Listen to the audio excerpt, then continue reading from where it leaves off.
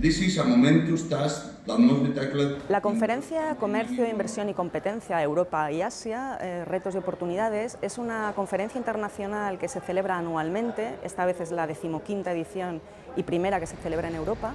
Y este año trataremos cómo las actuales tensiones que se están produciendo en el comercio y la inversión globales están afectando a todos los sistemas económicos y el impacto que tienen estas tensiones en las normas de competencia.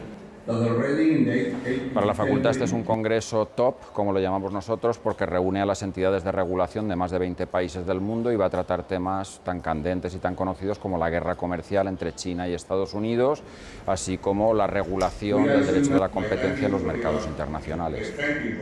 En la medida en que los congresos se convierten en una actividad fundamental para que el investigador pueda contrastar con sus compañeros la investigación que ha venido realizando en el pasado, se convierte en fundamental que la universidad dé apoyo a la organización de este tipo de congresos para atraer a esos colegas internacionales y poder discutir con sus investigadores el desarrollo de sus trabajos.